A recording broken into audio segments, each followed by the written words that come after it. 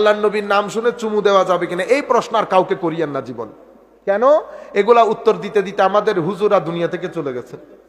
ঠিক আছে, নতুন প্রশ্ন বলেন, নতুন প্রশ্ন। যার ইচ্ছা করে দিবেন, যার ইচ্ছে করে দিবেন না, না ইচ্ছে করলে না দেন। আপনারা বুঝতে পেরেছেন? এটা ফরজ খামো না, ওয়াজিব কাজও না, সুন্নতে মুআক্কাদাও না, সুন্নতে গায়রে মুআক্কাদাও না।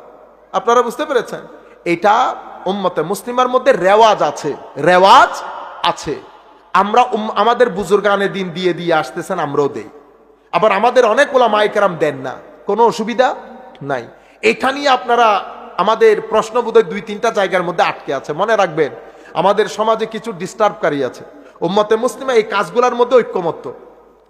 এই যে আমি কথা যেটা বলেছি, কেউ করে কেউ করে না, কেউ এটাকে মুস্তাহাব মনে করে, কেউ এটাকে মুস্তাহাব মনে করে না। ফিনিশ। এটার উপর উম্মত ঐক্যমত্য।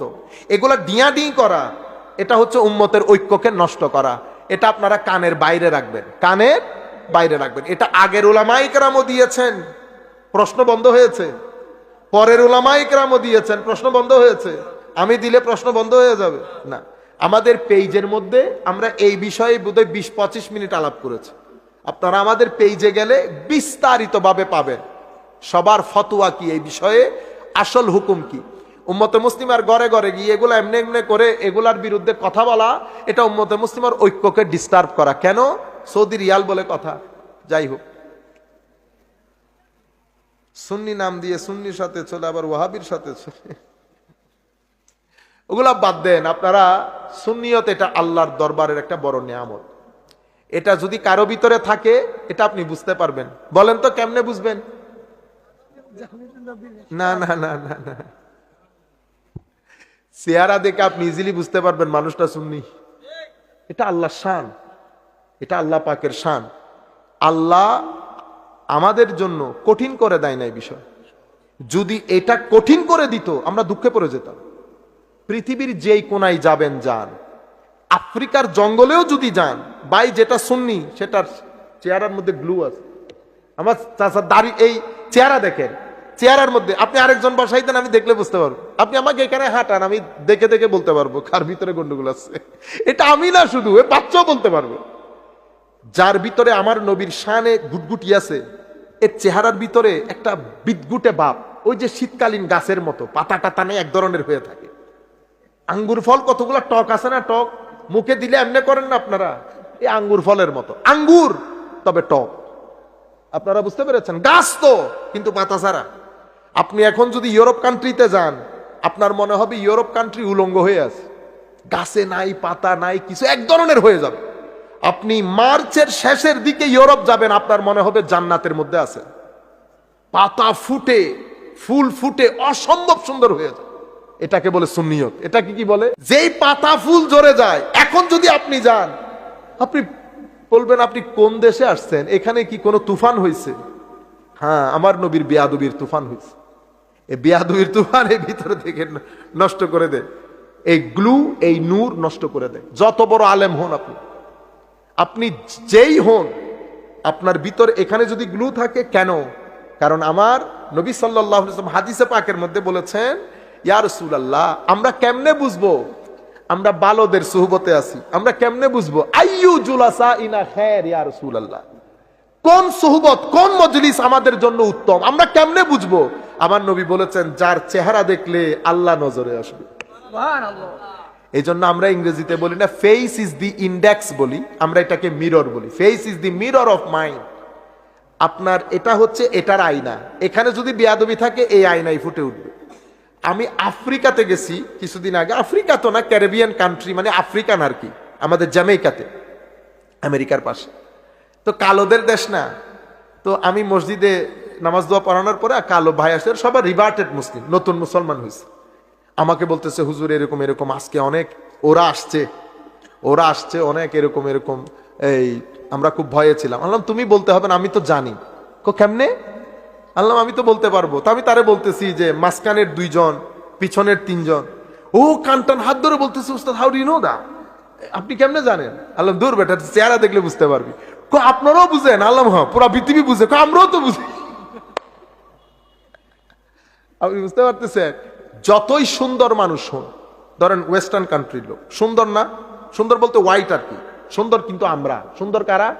আমরা। আমরা আপনাদেরকে একটা হাসির কথা বলি, হাসি না এমনিতে, মানুষের প্রশ্ন দেখেন। আমার ছেলে, আমাদের মানে স্টুডেন্ট আর কি, আমার মনে হয় 8 থেকে 9 বছর, সে উঠে আমাকে বলতেছে, উস্তাদ I have a question for you, আমার একটা প্রশ্ন আছে। ওরা তার আপনাদের মতো এত সহজ প্রশ্ন 12 প্রশ্ন করে না, এই জন্য আমাদের হুজুররাও পার পেয়ে যায়। 12টা প্রশ্ন করে সারা জীবন ওই 12 প্রশ্ন দিয়ে চালাই দেয়। আপনারা তো এখান থেকে বেরো হইতে পারেন না, ওখানে ঘটনা সেরকম না, ওখানে ঘটনা আরেক রকম। আমাকে বলতেছে, হুজুর কালার গুলা এত মানে ডিফারেন্ট ডিফারেন্ট কেন? কেউ কালো, কেউ সাদা, কেউ শ্যামলা, এরকম কেন? তাই আমি মনে মনে চিন্তা করতেছি, আসলে তো ঠিক।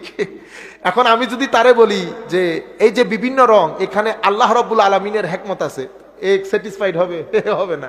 আমাকে লজিক্যাল কারণ দিতে, এখন আমার জানা নাই সেটা।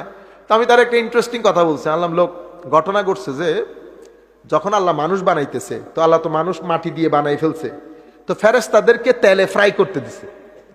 তো তেলে ফেরেশতারাও নতুন নতুন বাঁচতেছে, ওরা তো আর আগ থেকে তো এক্সপিরিয়েন্স ছিল না। তেলে দিছে, কখন নিবার জানেও না, যখন পুড়ে গেছে তখন এটা দিয়ে আল্লাহ আফ্রিকা সাজাইছে, এটা দিয়ে আল্লাহ আফ্রিকা সাজাইছে। এবং তারা পৃথিবীর সবচেয়ে পুরানো সভ্যতার দেশ, আপনারা জানেন সেটা। পৃথিবী গড়ে তুলেছে কারা? আফ্রিকানরা। এবং এরা যদি এই আন্দাজের শক্তিশালী না হতো, আপনি প্রথম যুগে থাকতে পারতেন? কত জিনিসের সাথে যুদ্ধ করতে হয়েছে। এখনো দেখেন না আফ্রিকানরা কি অবস্থা, মানসিক দিক থেকে, সব দিক থেকে পৃথিবীর সবচেয়ে শক্তিশালী মানুষ। ঠিক আছে, ওরা হচ্ছে পৃথিবীর সবচেয়ে পুরনো সভ্যতার দেশ। আচ্ছা, তা আল্লাহ পরে বলে, উস্তাদ পরে কি? আল্লাহ পরে আল্লাহর দাঁত খাইছে, আল্লাহ দিছে বকা। তো এই বকা খাইয়া তারা দ্বিতীয় ফ্রাই যেটা দিছে সেটা দিছে আর তুলছে, ফুল করতে পারে, বয়ে ছিল। তখন এই হোয়াইটরা হইছে, শীতের দেশ, ওইটা নিয়ে থাক। পরে তো তৃতীয়বারে ওরা অভিজ্ঞ হয়ে গেছে অনেক বেশি, এখন বুঝতে পারছে কেমনে ভালো করে ফ্রাই করবে। পরে ফ্রাই দিছে, তো আল্লাহ আমাদেরকে বানাইছে শ্যামবর্ণ পারফেক্ট ফ্রাই যেটাকে বলে। তো ও বলতেছে, উস্তাদ তাইলে তো ও হোয়াইট। উস্তাদ তাইলে আমি পারফেক্ট না? আল্লাহ না, তুই পারফেক্ট না, তোরে এমনি দিছে আর তুলছে বেটা। যাই হোক, আমি আপনাদেরকে বলতে চাচ্ছিলাম, এটা আল্লাহর শান, এগুলার কোনো লজিক্যাল ব্যাখ্যা নাই। মাওলাই করিম প্রত্যেক ভূখণ্ডের জন্য মানুষ বানিয়েছে। আল্লাহ রাব্বুল আলামিন এভাবে পুরা পৃথিবীকে সাজিয়েছেন। আমরা আর দীর্ঘায়িত না করে শুধুমাত্র ওই কথাটা বলতে চাচ্ছিলাম যে আফ্রিকাতে যান, ইউরোপ কান্ট্রিতে যান, এটা আজীব আল্লাহর শান। আপনার চেহারার মধ্যে জিনিসটা ফুটে উঠে, যেই হন। আমি আপনাকে নাম ধরে ধরে বলতে পারবো বড় বড় আলেম, কিন্তু চেহারার মধ্যে সেই গ্লু নাই। আহলুস সুন্নাহ ওয়াল জামাতের মধ্যে এটা আহলুস সুন্নাহ। আপনি ইচ্ছে করলে দেখেন, নিজেরা চেক করে দেখেন। আমি আমাদের 2-1 আলেমের নাম বলি, আল্লামা জালালউদ্দিন আল কাদেরী দেখেন, হাশমি শাহ হুজুর দেখেন, নবী শাহ হুজুর দেখেন, আবু শাহ মুজাদ্দিদ শাহ হুজুর দেখেন, খাজা আবু তাই শাহ হুজুর দেখেন। একটা খাস নূর চেহারার মধ্যে, দেখলে কেমন যেন মায়া লাগে। বুঝতে পেরেছেন? এশকে রসুল থাকলে এশকে রসুলের গ্লু বের হয় শেকেল দিয়ে। এটা আমার নবী হাদিসে পাকের মধ্যে বলেছেন। আমার আল্লাহ বলছেন, আফামান শারাহাল্লাহু সাদরাহু লিল ইসলামে ফাহু আলা নূরিম মির রাব্বি। আমার আল্লাহ সিনা খুলে দেন নূর দিয়ে, সেই নূরগুলা মানুষের চোখ মুখ দিয়ে বের হয়। এরা যখন দুনিয়া থেকে চলে যান, নূর আরো বেড়ে যায়, নূর আরো বেড়ে যায়। আর যদি শানের রিসালাতে বিয়াদবি হয়, দেখবেন কবরে আপনি এই মৃত্যু খাটের মধ্যে চেহারা আরো বিকৃত হয়ে যায়। ওয়া মা আলাইনা ইল্লাল বালাগুল মুবিন। আসসালামু আলাইকুম ওয়া রাহমাতুল্লাহি তাআলা ওয়া বারাকাতুহু।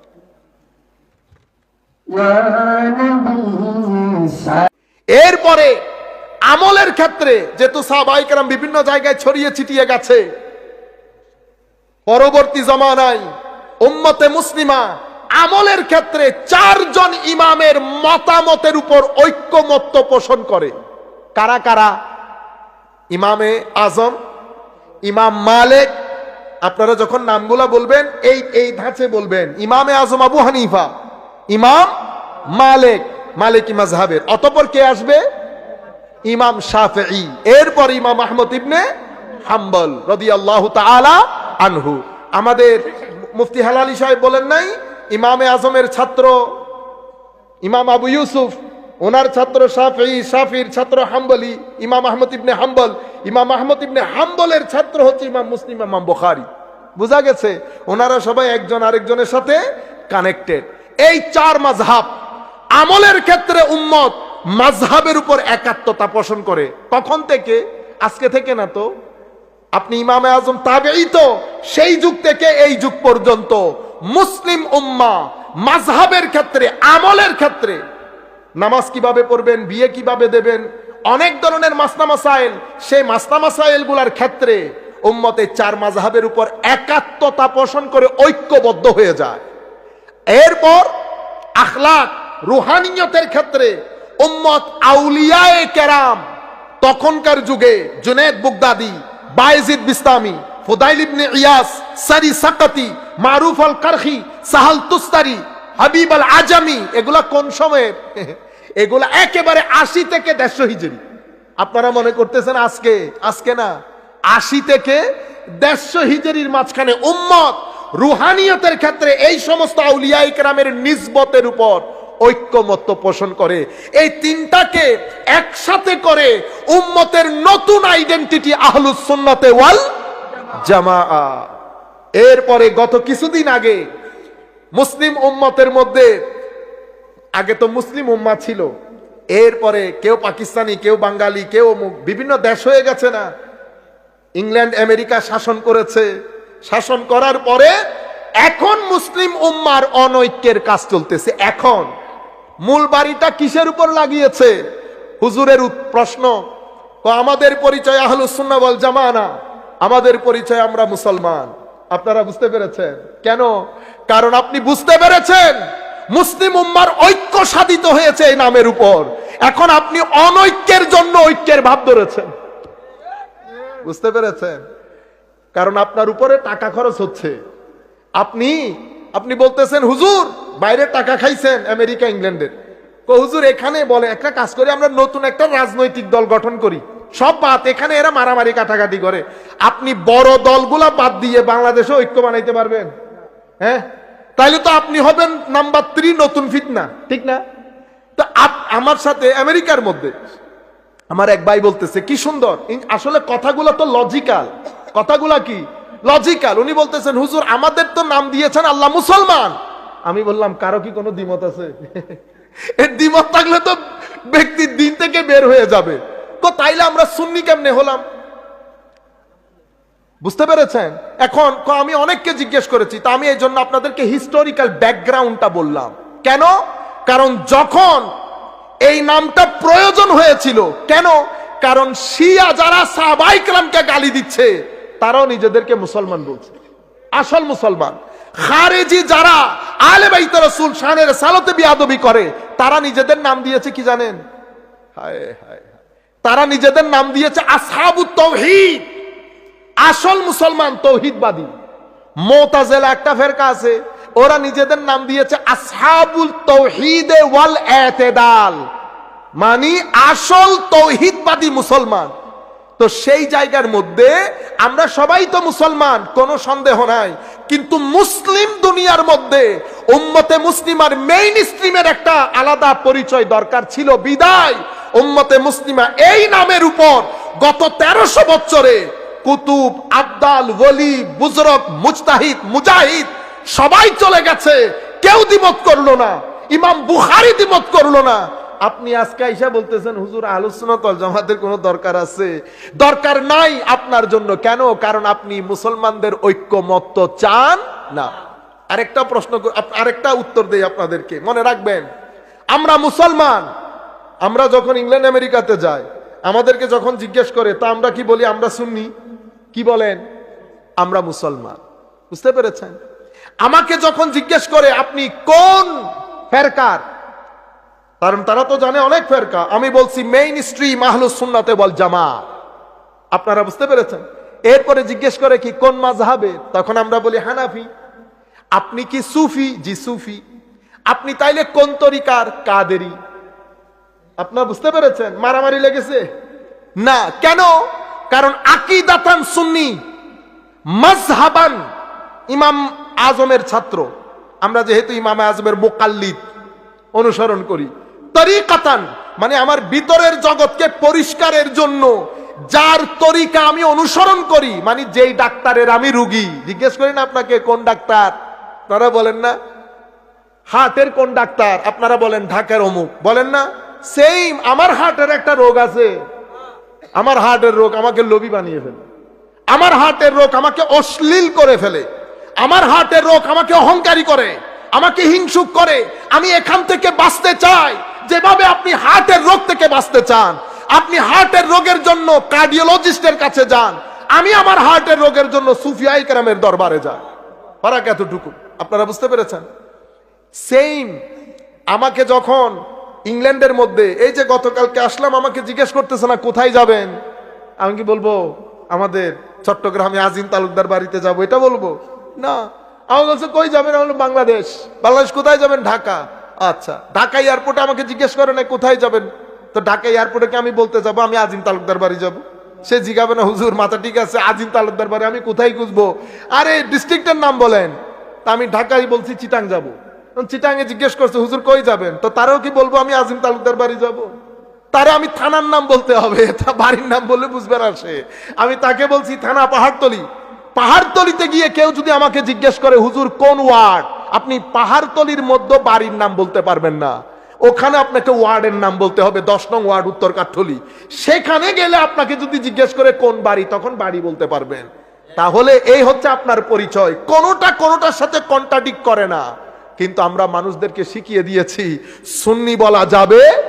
আপনি জানেন 1300 বছরে কেউ উম্মতে মুসলিমা এত বড় বড় বুজুর্গানে দিন চলে গেছে, আজকে চতুর্দিকে ফিতনা ছড়িয়ে পড়েছে, আমাদেরকে আমাদের মূল জায়গাগুলোর মধ্যে আঘাত করা হচ্ছে। আল্লাহ রাব্বুল আলামিন আমাদের হামি ও নাসির হোক। যেখান থেকে আমরা কথাগুলো বলছিলাম যে সৃষ্টি জগতের মধ্যে মানুষের বিতর্কে আল্লাহ অসামান্য শক্তি দিয়ে সৃষ্টি করেছেন। এত শক্তি হযরতে সুলাইমানের দরবারে হযরত আসিফ বিন বারখিয়া জিজ্ঞেস করেছে যে বিলকিসের সিংহাসন ওখান থেকে এখানে ইয়েমেন থেকে প্যালেস্টাইনের মধ্যে কে এনে দিতে পারবা, কতক্ষণে আনতে পারবা? জিন দাঁড়িয়ে বলছে হুজুর আমি আপনি মজলিস থেকে উঠার আগে সিংহাসন নিয়ে আসতে পারবো। ওয়াকাল আল্লাযী ইনদাহু ইলমুল কিতাব, যেই ব্যক্তির কাছে ইলমে লাদুন্নি ছিল, ভেলায়ত ছিল, হযরত আসিফ বিন বারখিয়া, উনি বলছেন হুজুর মজলিস থেকে উঠতে হবে না, চোখের পলক ফেলার আগে আমি বিলকিসের সিংহাসন আপনার দরবারে হাজির করতে পারবো। এটাকে বলে কলবের শক্তি। কিসের শক্তি? কলবের শক্তি। কলবের শক্তি এত আজিম শক্তি। আমার নবী যখন মক্কায়ে মুআজ্জামার মধ্যে আমার নবী দাওয়াতের কাজ শুরু করে, মক্কার লোকদেরকে হিউম্যান রাবিশ বলা হতো। কি বলা হতো? Human rubbish. আপনারা ইটকে কঙ্কর বানানোর সময় একটা পেস্ট বের হয় না, এটারে কি বলেন? রাবিশ। না ঘরকা না ঘাটকা, এখানেও লাগানো যায় না, এখানেও লাগানো যায় না। তো মানুষ রূপী রাবিশ ছিল।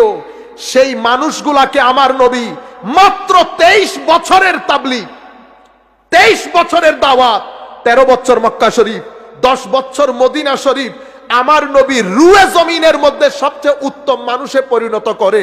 কিসের শক্তিতে? কলবের শক্তিতে। আপনারা বুঝতে পেরেছেন?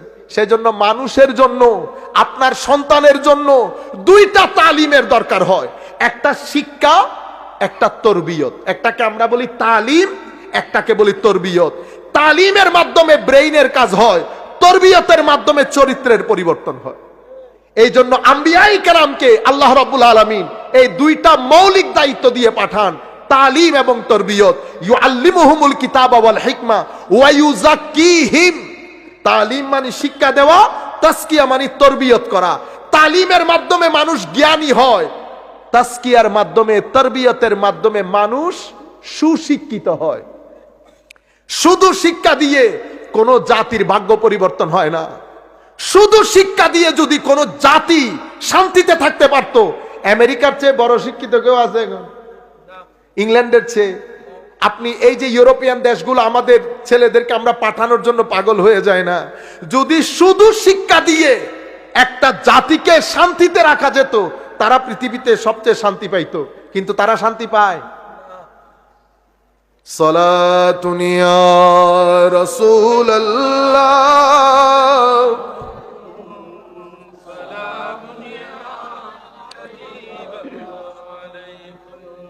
সালাতুন ইয়া রাসূলুল্লাহ আলাইকুম, সালামুন ইয়া হাবিবাল্লাহ আলাইকুম, तेरी नस्ल पाक में है बच्चा बच्चा नूर का,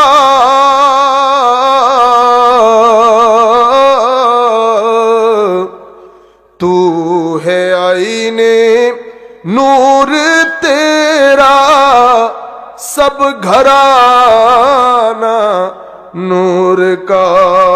सलातुनिया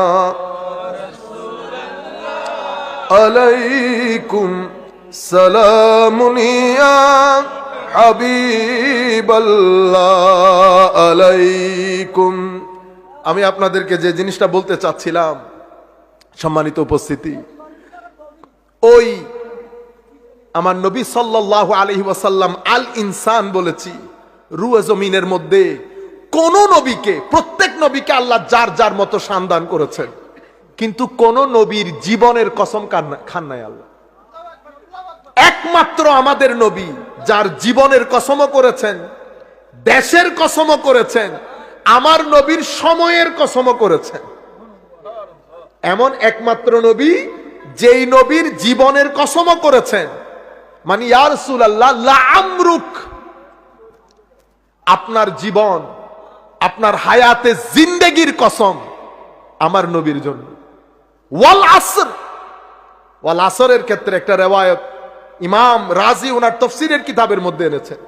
আমার নবী সাল্লাল্লাহু আলাইহি ওয়াসাল্লাম ইরশাদ করছেন, এক ব্যক্তি কিছু শ্রমিক নিয়োগ দিয়েছে, সকাল থেকে জোহর পর্যন্ত কাজ করলে কিরাত, এক পাহাড় সম পরিমাণ উজরত দেওয়া হবে। ইহুদিরা বলল আমরা আছি। আমার ওই ব্যক্তি আবার বললেন, কেউ যদি জোহর থেকে আসর পর্যন্ত কাজ করে তাদের জন্য এক কিরাত, এক পাহাড় পরিমাণ উজরত। নাসারারা হাত তুলেছে। হায় হায়, আমার নবী বলছেন, এরপরে ওই ব্যক্তি বলল, আসর থেকে মাগরিব পর্যন্ত যারা করবে তাদের জন্য 2 পাহাড় পরিমাণ উজরত। আমার নবীর উম্মত হাত তুললেন। এটা দেখার পরে ইহুদি এবং নাসারা আল্লাহর দরবারে ফরিয়াদ, আল্লাহর দরবারে আপিল করলেন, আমাদের কাজ বেশি কিন্তু আমাদের উজরত কম, কেন মাওলা? আমার নবী বলছেন, আল্লাহ রাব্বুল আলামিন উত্তর দিলেন, তোমাদের কারো উজরত থেকে কি বিন্দু পরিমাণ কমানো হয়েছে?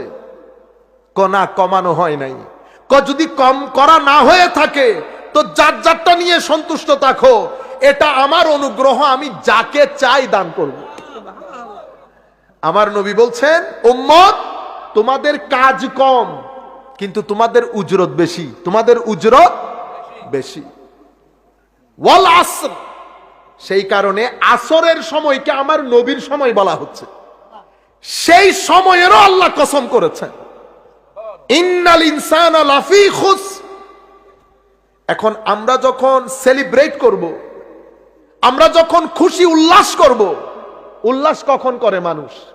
উল্লাস করে যখন আপনি ভিতর থেকে খুশি হবেন। খুশি মানুষ কি কারণে হয়? খুশি মানুষ 3 কারণে হয়। হয় আপনার টাকা পয়সা অনেক এসে গেছে, ব্যবসার মধ্যে লাভ হয়েছে, অথবা খুশি আপনি হচ্ছেন, হয় আপনি অনেক বড় সিট পেয়ে গেছেন, অথবা খুশি হচ্ছেন আপনার বিয়ে বা আওলাদ হয়েছে। এই 3 জিনিস ছাড়া তো আর খুশি হওয়ার কোনো উপলক্ষ নাই। বছর শেষে মুসলিম উম্মাহ আমরা যখন উদযাপন করব, তো আমরা উদযাপনটা কিভাবে করব? আমাদের উদযাপন অন্যান্য মানুষের মতো হবে না। আমি সারা জীবন যা কিছু করে এসেছি, আল্লাহ আল্লাহ রসুল রাজি হয় এমন কোনো কাজই তো করতে পারলাম না। যদি আমি গ্যারান্টি পেয়ে যেতাম, যদি আমি এমন কোনো ভালো কাজ করতাম, যদি আমার ব্যবসা লাভজনক হতো, তাইলে আমি উল্লাস করলে একটা কথা ছিল। কিন্তু আপনি কি গ্যারান্টি দিয়ে বলতে পারবেন আপনার আপনার পূর্ববর্তী জীবনের ব্যবসার মধ্যে লাভ হয়েছে? না। সেই কারণে ইমাম গাজালি রহমতুল্লাহ আলাইহি বলছেন, উম্মতে মুসলিমার নতুন বছরের উল্লাস যদি করতে চায়, উম্মতে মুসলিমা আগে তাফাক্কুর করবে, তাদাব্বুর করবে, চিন্তা করবে তাদের পুরা জীবনটা কিভাবে পালন করেছি, ঠিক ছিল বেঠিক ছিল, আল্লাহ রসুল রাজি ছিল রাজি ছিল না, আমাদের আল্লাহকে সন্তুষ্ট করতে পেরেছি, পারি নাই, আমাদের এই পুরা বছরের জীবন আমাদেরকে পুণ্যবান বানিয়েছে না ক্ষতির মধ্যে রেখেছে, কোন চিন্তা ভাবনা ছাড়া এরকম আমাদের ভিতর থেকে খৌফ, এরকম চিন্তা উড়ে একেবারে হাওয়া হয়ে যাওয়া কোন রকম বুঝে আসে না আমাদের। আমরা কোন জিন্দেগির মধ্যে আছি? আমাদের জীবন শেষ হয়ে যাচ্ছে, আমরা আস্তে আস্তে পরকালমুখী হচ্ছি, আমাদের সময়গুলো আস্তে আস্তে শেষের দিকে চলে যাচ্ছে। ওয়াল আসর, তো আল্লাহ সময়ের কসম করছেন কেন? কারণ সময় মানুষের জীবনে সবচেয়ে গুরুত্বপূর্ণ। মানুষ সময়ের ভিতরে থাকে, মানুষ সামনের দিকে চলে যাচ্ছে। হযরত আলী রাদিয়াল্লাহু তাআলা আনহু বলছেন, তোমরা কিন্তু পরকাল বিমুখ, তোমাদের জিন্দেগি, তুমি দুনিয়া থেকে দূরে সরে যাচ্ছ, পরকালের কাছে চলে আসছো। সুতরাং তোমরা পরকালের সন্তান হও, দুনিয়ার সন্তান হইও। আমাদের ভিতর থেকে জিনিসগুলা, এই চেতনা, এই সচেতনতা আমাদের ভিতর থেকে খতম হয়ে যাচ্ছে। আমাদের জিন্দেগি থেকে আল্লাহ রসুল, তাদের পছন্দ অপছন্দ সবকিছু খতম হয়ে যাচ্ছে। আমাদের জিন্দেগি থেকে কবরের জিন্দেগি, কবরের সময়, এগুলার এই অ্যাওয়ারনেস খতম হয়ে যাচ্ছে। আমাদের ঘরগুলা থেকে আল্লাহ আল্লাহ রসুল বের হয়ে যাচ্ছে। আমাদের স্বামী স্ত্রীর সম্পর্কের মধ্যে কখনো কোনোভাবে আল্লাহ আল্লাহ রসুল আসে না। আমরা শুধু এখন চাই, সবকিছু আজকেই চাই। আমাদের সামগ্রিক জীবন থেকে আল্লাহ আল্লাহ রসুল চলে যাওয়ার কারণে বাংলার ঘরে ঘরে অশান্তির এক দাবানল। আপনি মনে করছেন আপনি এখান থেকে এমনিতে মুক্তি পেয়ে যাবেন, আপনার টাকা পয়সা আপনাকে রক্ষা করে ফেলবে, আপনার সিট আপনাকে রক্ষা করে ফেলবে। আল্লাহর ইজ্জতের কসম, এটা আল্লাহর সুন্নত না। আল্লাহর সুন্নত হচ্ছে আপনি যতটুকুন পাপ করবেন ততটুকুন ভোগান্তি এখানে করে আপনাকে যেতে হবে। যতটুকুন আপনি পাপ করবেন ততটুকুন ভোগান্তি এখান থেকে করে যেতে হবে। আমার আল্লাহ বলছেন, ওয়াল আস, হাবিব আপনার আসরের কসম করে বলছি, ইন্নাল ইনসানা লাফি খুসর, সামগ্রিকভাবে মানুষ তার পঞ্চ ইন্দ্রিয়, চোখ, হাত, নাক, আমার এ চোখ আল্লাহর নিয়ামত। বলেন তো দেখি, সারা দিন চোখে যেই কাজগুলা করি সেই কাজগুলার মাধ্যমে কাউকে হিসাব দিতে হবে না। আমি নিজেই বলতে পারবো আমি ক্ষতির মধ্যে আছি না লাভের মধ্যে আছি। কান আল্লাহর, ক্ষতির মধ্যে না লাভের মধ্যে। হাত আল্লাহর, ক্ষতি না লাভ। পেট আল্লাহর, ক্ষতি না লাভ। হিসাব কাউকে দিতে হচ্ছে না, প্রত্যেকে আমরা নিজে নিজে হিসাব করতে পারছি। এটা আমার পঞ্চ ইন্দ্রিয়। এরপরে আমার ভিতরে নফস দান করেছে, কলব দান করেছে। আমার ভিতর আমাকে বলে দেবে আমি ক্ষতির মধ্যে না লাভের মধ্যে। আমার ভিতরের জগতের মধ্যে অহংকার থাকলে ক্ষতি, হিংসা থাকলে ক্ষতির মধ্যে, আমি যদি বেয়াদব হই ক্ষতির মধ্যে, ইগো থাকে ক্ষতির মধ্যে, ভদ্রতা, নম্রতা, সহনশীলতা লাভের মধ্যে, প্রতিযোগিতা ক্ষতির মধ্যে, সহযোগিতা লাভের মধ্যে। কেউ কাউকে জিজ্ঞেস করতে হচ্ছে না। ইন্নাল ইনসানা লাফি খুসর, মানুষ সামষ্টিকভাবে মানুষ ক্ষতির মধ্যে। কিসের ক্ষতি? দুনিয়ারও ক্ষতি, আখিরাতেরও ক্ষতি। কারণ মানুষ যখন আখিরাতের ক্ষতি করে, সেই আখিরাতের ক্ষতি তার দুনিয়ার জীবনকে ডিস্টার্ব করে। আপনি যদি আখিরাতে লাভবান হন, আপনার দুনিয়ার জীবন সুশৃঙ্খল হবে। আপনার দুনিয়ার জীবনের মধ্যে ওই অশান্তি বিরাজ করবে না যে অশান্তি বর্তমানে বিরাজ করছে। ইল্লাল্লাযীনা আমানু ওয়া আমিলুস সালিহাতি ওয়া তাওয়াসাউ বিল হাক্কি ওয়া তাওয়াসাউ বিস সবর। এই চারজন, এই চার ক্যাটাগরি, চারটা স্তম্ভ, যার জীবন এই চারটা স্তম্ভের উপর স্থাপিত হবে, সেই ব্যক্তির নাম হচ্ছে আহলুল ইস্তিসনা। এরা হচ্ছে আল্লাহর ওলি, এরা হচ্ছে আল্লাহর ওলি।